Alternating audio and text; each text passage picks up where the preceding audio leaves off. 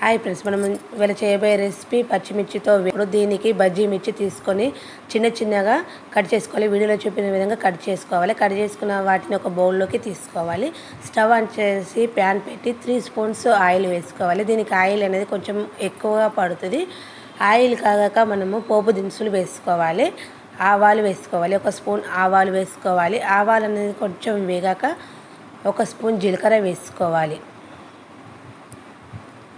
జీలకర్ర వేసుకున్నాక మనం ఒకసారి ఇది చిటపటమని సౌండ్ రాగానే జీలకర్ర ఆవాలని పోపు అనేది కొంచెం వేగాక మనం చిన్నగా కట్ చేసుకున్న పచ్చిమిర్చిని వేసుకోవాలి. 100 గ్రాముల పచ్చిమిర్చిని వేసుకోవాలి. తర్వాత కొంచెం కళ్యామాకు వేసుకోవాలి. చిటికెడు పసుపు వేసుకోవాలి. పసుపు వేసుకున్నాక 1 స్పూన్ సాల్ట్ వేసుకోవాలి.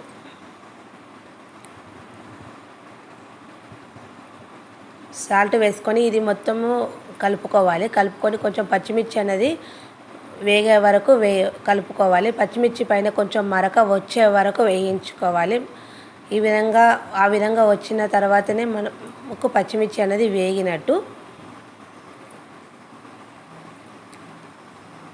హై ఫ్లేమ్లో పెట్టుకొని వేయించుకోవాలి. కొంచెం ఉప్పు కలిపిన కారము 1 స్పూన్ వేసుకోవాలి. మిర్చీలు అన్నది మనము బజ్జీ మిర్చి తీసుకున్నాం కాబట్టి ఘాట్ అనేది ఎక్కువ ఉండదు. దీనికి 1 కప్పు శనగపిండి పడుతుంది. 1 కప్పు శనగపిండి ఒకేసారి వేసి కలపకూడదు. కొంచెం కొంచెం వేసుకుంటూ మిర్చీలకు పట్టేటట్టు కలుపుకోవాలి.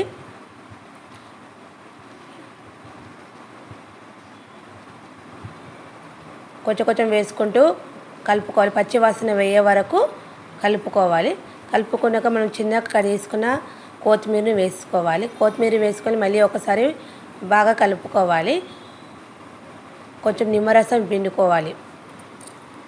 పిండుకొని ఒక 5 మినిట్స్ కలుపుకోవాలి. కలుపుకుంటే మనకు శనగపిండి అనేది పచ్చి వాసన పోతుంది కాబట్టి 5 మినిట్స్ వరకు కలుపుకోవాలి. ఎంతో రుచికరమైన పచ్చిమిర్చి వేపుడు రెడీ. ఇది రైస్లోకి ఎంతో బాగుంటుంది. Boy friends.